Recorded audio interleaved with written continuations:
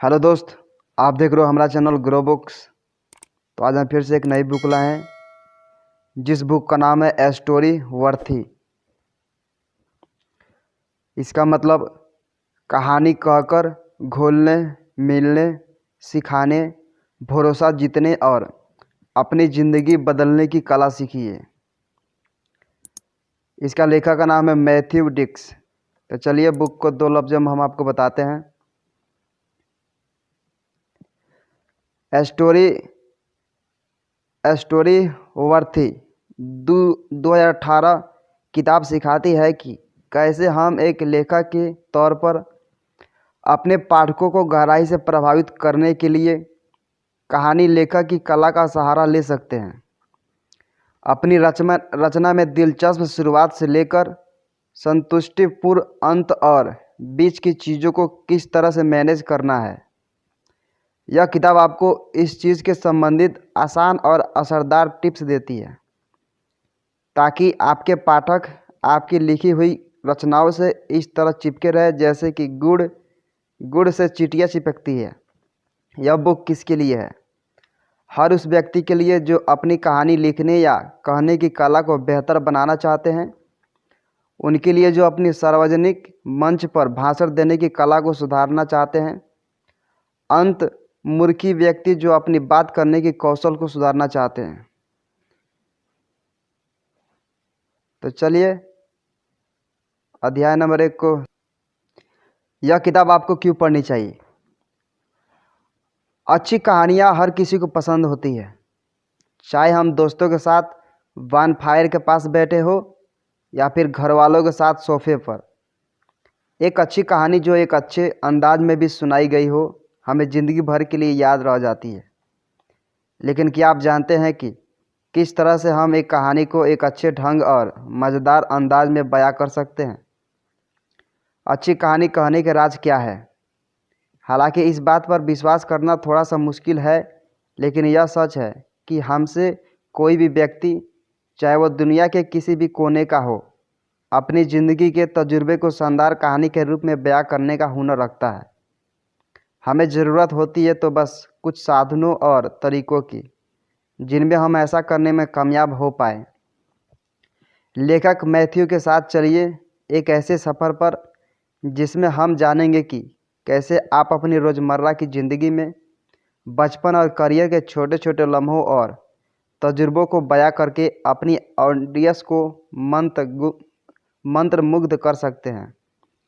इसमें हम जानेंगे कि आप अपनी कहानी को कहने की कला को किस तरह से रोचक बना सकते हैं, कौन सी चीज़ें हैं जो लोगों को कहानियों में पसंद नहीं आती है और कौन सी चीज़ें आपको अपनी कहानी में शामिल करनी चाहिए।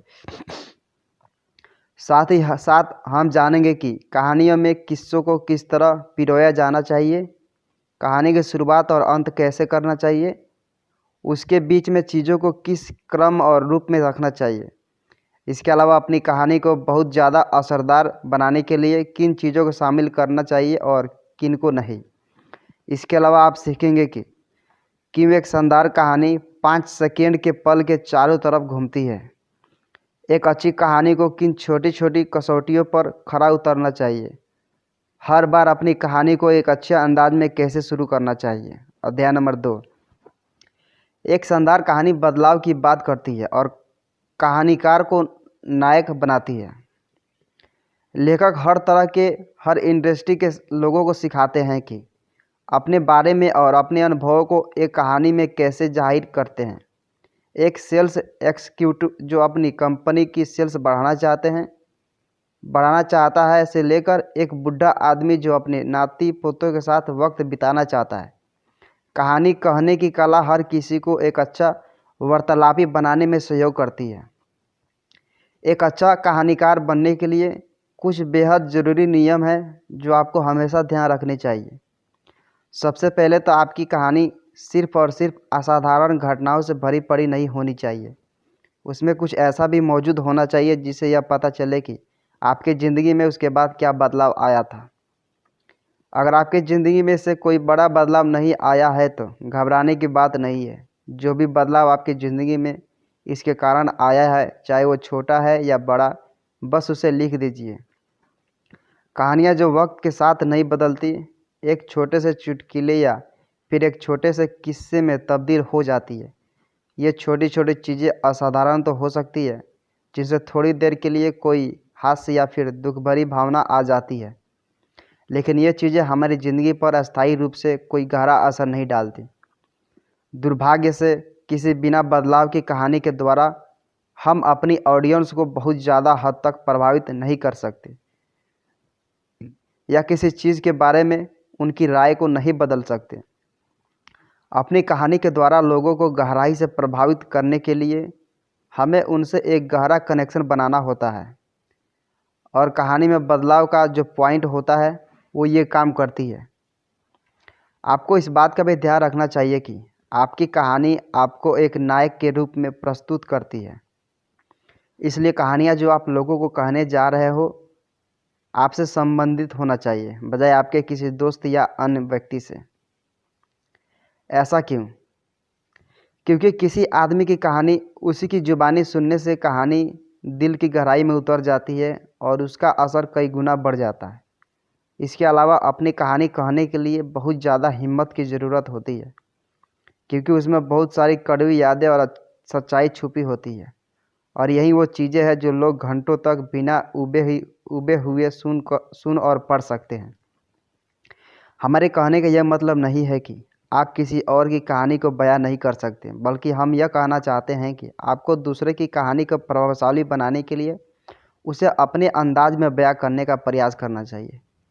उदाहरण के लिए, वॉइस ऑफ होप नामक एक संगठन के साथ जुड़कर लेखक ने नाजियों के अत्याचारों से बचे हुए यहूदी बच्चों को उनके माता पिता की कहानी कहने का तरीका सिखाया। बच्चों ने सीखा कि कैसे अपनी कहानी में अपनी ज़िंदगी की और अपनी माता पिता की ज़िंदगी के तजुर्बों को शामिल करना चाहिए। इस तरह से इन यहूदी बच्चों ने शानदार कहानी बयां करने शुरू कर दी, जो बुनी तो उनकी खुद की पृष्ठभूमि पर थी, मगर उनके छाप उनके माता पिता के जीवन का भी था। इस प्रकार ये कहानियाँ उबाऊ इतिहास के सबक बनने से बच गई, क्योंकि इसमें माता पिता के कारण बच्चों की ज़िंदगी में क्या बदलाव आया यह तत्व भी शामिल किया गया था। अध्याय नंबर 3, अपनी कहानी को बिना रटे और काव्य आडंबर के कहे। लेखक डिक की भाषा में एक अच्छी कहानी वो है जो द डिनर टेस्ट में सफल हो जाती है। आपकी कहानी को डिनर टेस्ट के मापदंड पर जांचना बहुत ही आसान है। इसके लिए आपको खुद से पूछना है, क्या ये वो कहानी है जिसे मैं अपने दोस्तों के रात के खाने पर सुनाकर उनका मनोरंजन कर सकता हूँ? क्या इस कहानी से वे प्रभावित होंगे? खुद से इस तरह के सवाल पूछकर आप अपनी कहानी को टेस्ट कर सकते हैं। इसके बाद अगर आपको लगता है कि आपके दोस्तों को ये कहानी पसंद नहीं आएगा, तो शायद आपकी कहानी को अभी सुधार की ज़रूरत है। जब आप कहानी को बयां करने के तरीक़ों का अभ्यास कर रहे हो तो आपको ये बात ध्यान में रखनी चाहिए कि आप अपनी कहानी को ज़्यादा लोगों के सामने यानी ऑडियंस के सामने ठीक उसी तरह से रखें जैसे कि आप उसे अपने दोस्तों के सामने जाहिर कर रहे हो। कुछ कहानीकार होते हैं जो ऑडियंस के सामने अपनी बात को जीवंत रूप में दिखाने के लिए शारीरिक संकेतों का सहारा लेते हैं। जैसे कि अगर उन्हें लोगों को बताना हो कि कैसे एक आइडिया उनके दिमाग में आया, तो वो ऐसा दर्शाने के लिए हाथों को सिर पर रखकर संकेत करते हैं। जब अब आप ही बताइए, क्या आपने किसी दोस्त का कोई कहानी बताते वक्त ऐसा अजीब से संकेत करेंगे? बिल्कुल नहीं ना। याद रखिए, आप अपनी कहानी बता रहे हो, ना कि थिएटर में किसी नाटक में अभिनय कर रहे हो। इसलिए कहानी कहते समय इस प्रकार के संकेतों से जितना हो सके उतना बचना चाहिए। हाथों के संकेतों के अलावा भी कई सारे आडंबर होते हैं जो लोग मंच पर अपनी कहानी को पेश करते वक्त करते हैं, या फिर तब जब वो अपनी कहानी को लिख रहे होते हैं। एक बार फिर आप खुद से पूछिए कि क्या आप किसी ऐसे व्यक्ति के साथ डिनर करना पसंद करेंगे जिसने आपसे उसके हरे भरे बगीचे में लगे लाल गुलाब के फूल बड़े ही सुंदर लगते हैं, जैसी कवियों वाली बातें कहकर आपको बुरी तरह उबाया हो। इसलिए हमेशा याद रखिए, आप कहानी कह रहे हैं, ना कि कविता। इस तरह एक डायलॉग के साथ कहानी शुरू करना भी ज़्यादातर बार बार गैर जरूरी होता है। कल्पना कीजिए आप, पापा मेरे कमरे में मत जाइए, या फिर कुछ भी उल्टी सीधी आवाज़ जैसे ढिसकाऊ कहकर एक डिनर पार्टी में अपनी कहानी की शुरुआत करते हैं। कैसा लगेगा? अजीब ना? और हाँ, हो सकता है कि लोग आपको फिर कभी अपनी पार्टियों में ना बुलाएं। इसके बावजूद भी कई सारे कथाकारों को लगता है कि अपनी कहानी की शुरुआत इस तरह की बेहुदा चीज़ों से करनी सही है, पर यह पूरी तरह बेहुदा है। इसलिए एकदम से डायलॉग मारकर कहानी की शुरुआत नहीं करनी चाहिए। पहले ऑडियंस को कहानी और उसके किरदारों का परिचय करवाना चाहिए। एक ज़रूरी बात, कहानी कहते वक्त दिक्कतें होती है क्योंकि लोग एक बड़ी गलती कर देते हैं। उन्हें लगता है कि उनकी ऑडियंस उनकी कहानी कहने के साथ ही उसे परफॉर्म भी करवाना चाहती है, मगर असल में ऐसा नहीं होता। जब आप अपनी कहानियों को प्राकृतिक ढंग से नहीं कहते हैं, उसमें कुछ अलग से जोड़ने का प्रयास करते हैं, तो आपकी कहानी बनी बनाई तैयार ही हुई लगने लगती है और आपके श्रोताओं को इस बात की भनक लग जाती है और उन्हें आपकी कहानी बनावटी लगने लगती है। दूसरे शब्दों में कहें तो वो आपके दिल से निकली बातों और भावनाओं को सुनना चाहते हैं, और इसी बीच अगर आप कोई बनावटीपन अपनी कहानी में शामिल कर देते हैं तो इससे कहानी का कुदरती मज़ा किरकिरा हो जाता है और आपकी ऑडियंस के बीच का कनेक्शन कमज़ोर पड़ जाता है। अध्याय नंबर 4। एक अच्छी कहानी दरअसल 5 सेकेंड पल की होती है।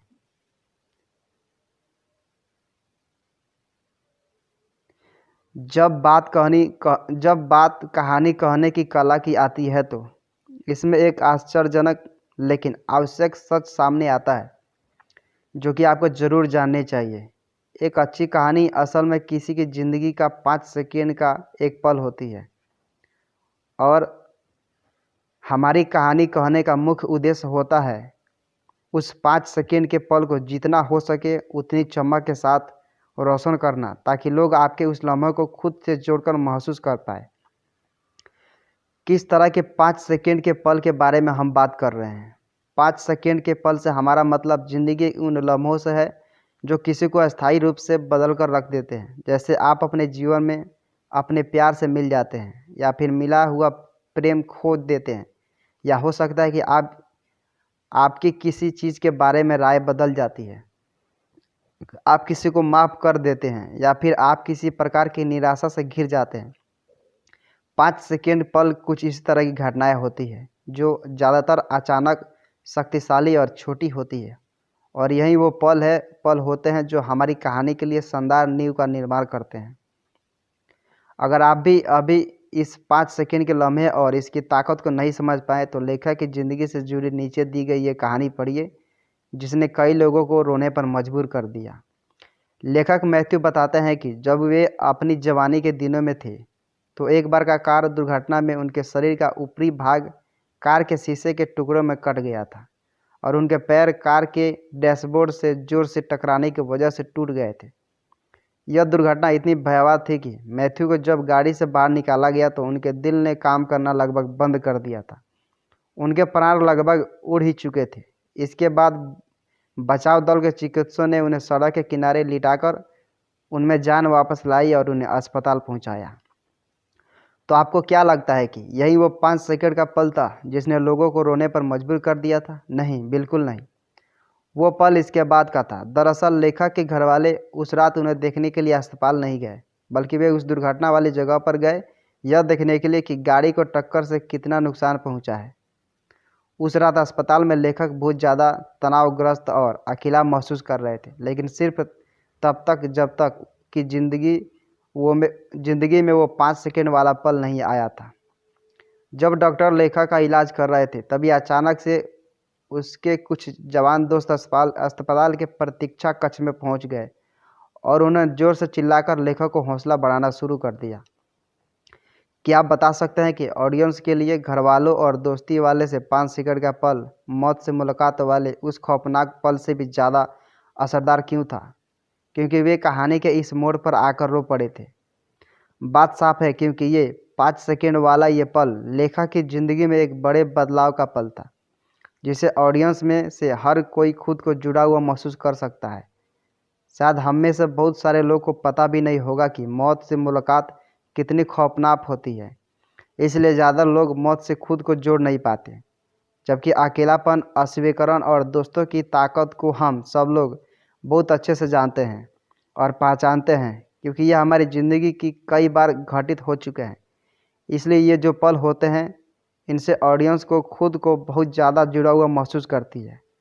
यहाँ तक कि जब कभी लोग कई दिनों बाद लेखक से इस कहानी के बारे में बात करते हैं, तो बहुत ही कम लोग होते हैं जो कहानी के दुर्घटना वाले भाग का जिक्र करते हैं। ज़्यादातर लोग कहानी के उस भाग को याद करते हैं जिसमें अकेलेपन के दुख से और दोस्तों के प्रेम के आ जाने से लेखक की ज़िंदगी में अचानक से एक बड़ा बदलाव आ गया था।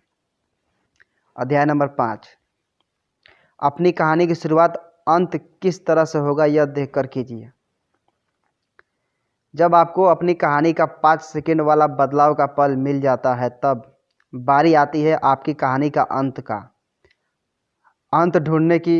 लेकिन क्यों? क्योंकि यह जो 5 सेकंड वाला पल है आपकी कहानी का सबसे ज़रूरी हिस्सा है और साथ ही साथ आपकी कहानी का उद्देश्य और शिखर भी है।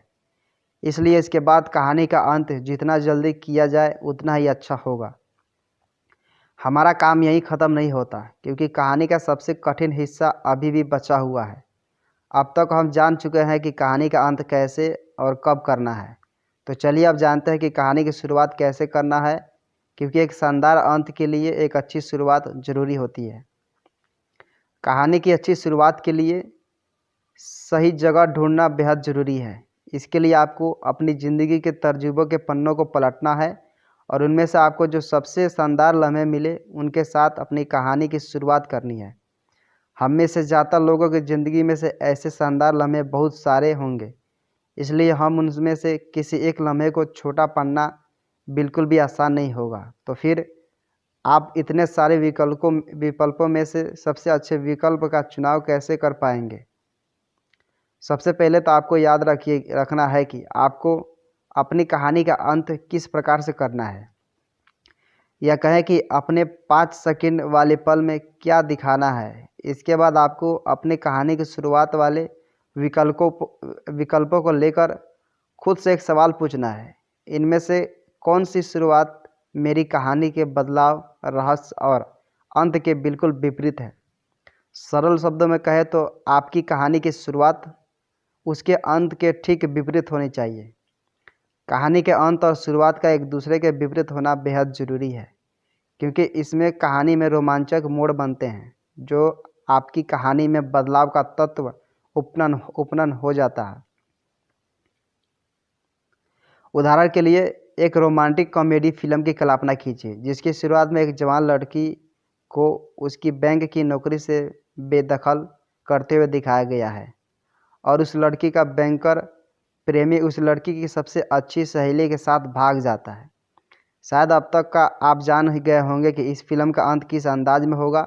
संभवतः हमारी दुखी नायिका को जल्द ही एक नया प्रेमी मिल जाएगा जो उस बैंकर से बिल्कुल अलग होगा, एक कलाकार, और शायद इसके बाद उसे बैंक की अपनी नौकरी के बिल्कुल विपरीत एक नौकरी मिल जाए, जैसे किसी बेकरी में, और इसके बाद उस बैंकरी में उसका कोई बहुत अच्छा दोस्त बन जाए, जैसे कि कोई जिंदा दिल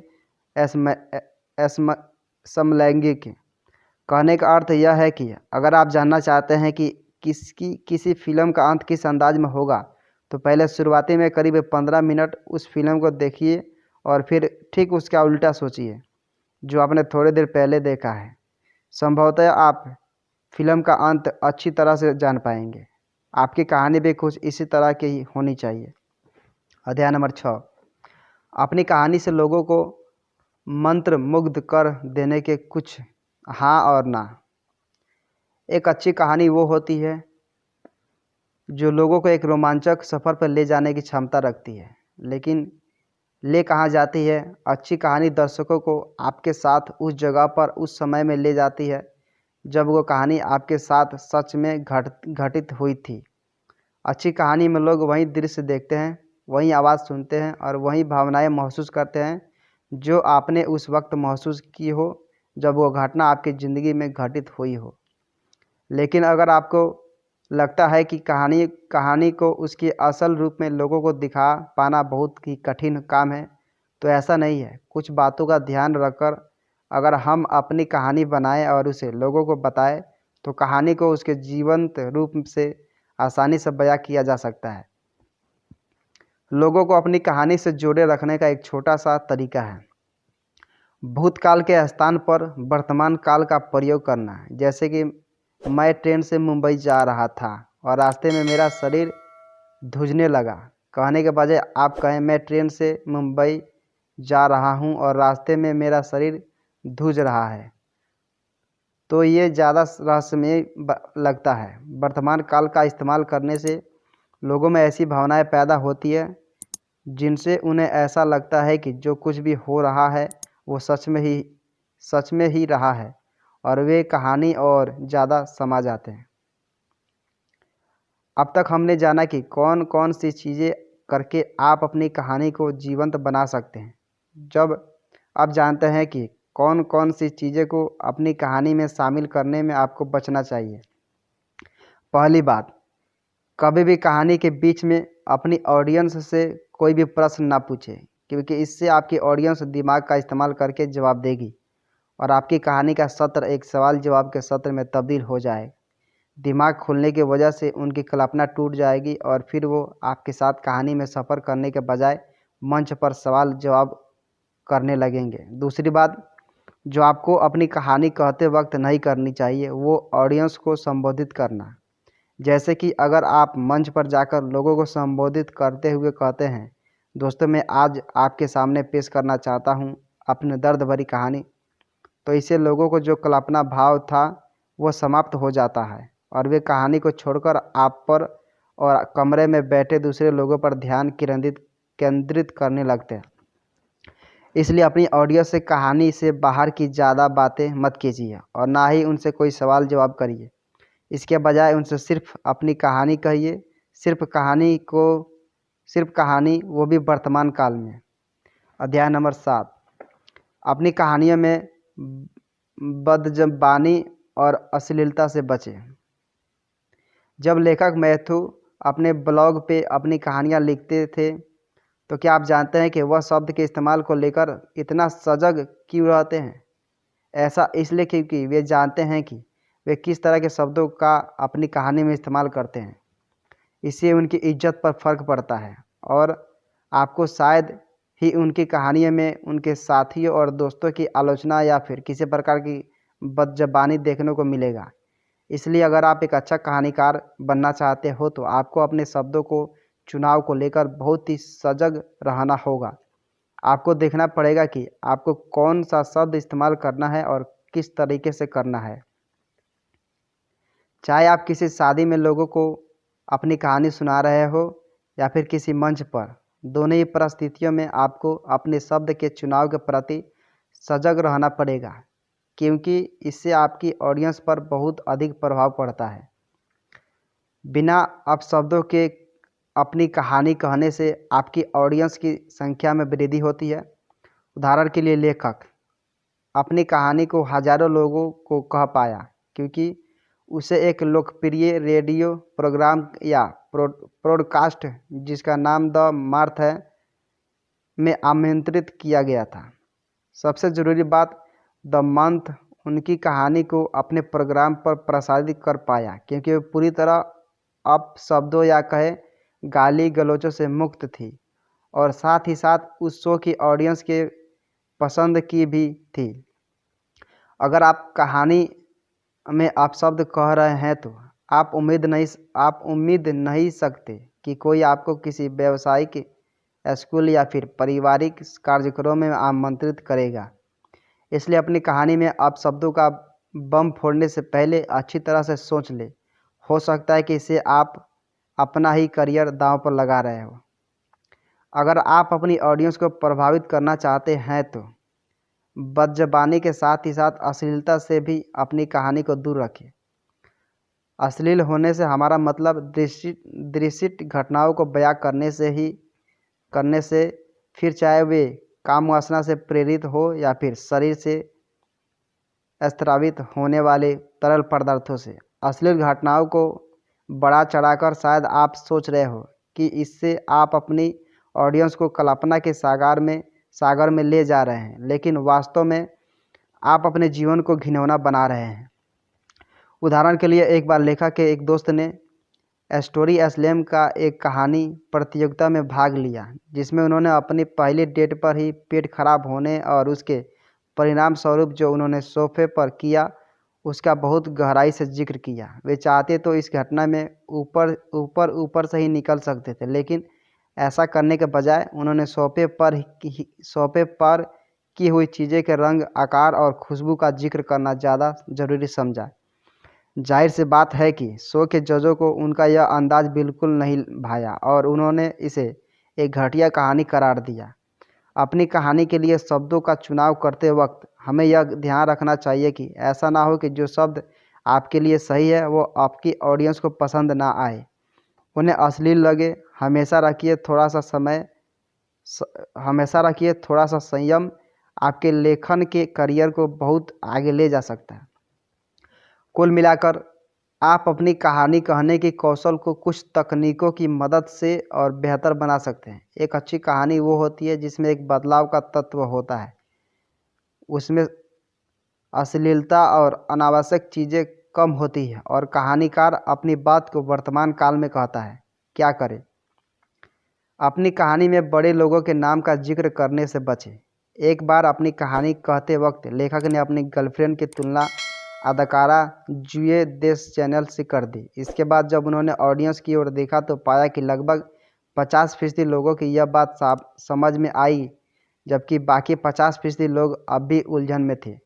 इसके बाद से लेखक ऐसी चीज़ों का जिक्र कहानी में कम ही करते हैं जो लोगों को आसानी से समझ में नहीं आती है, और फिर आपको भी ऐसा करना चाहिए, क्योंकि ऐसा करने से न सिर्फ आप उन लोगों को उलझन में डाल रहे हैं जिन्हें कि उस बड़े आदमी के बारे में पता नहीं है जिसका जिक्र आप कर रहे हैं, बल्कि साथ ही साथ ऐसा करना आपकी आलस को भी दर्शाता है, क्योंकि इस तरह आप एक किरदार का संपूर्ण वर्णन करने के बजाय उसे किसी बने बनाए चरित्र पर छोड़ रहे हैं।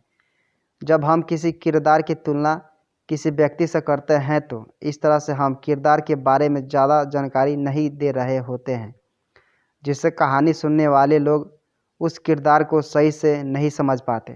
इसलिए हमेशा अपने आप से पूछिए कि किसी बड़े व्यक्ति से मिलती कुछ समानताओं के अलावा इस किरदार में ऐसी क्या बात है जो कि इसे खास बनाती है, और फिर मिले जवाब के आधार पर अपने किरदार का वर्णन कीजिए।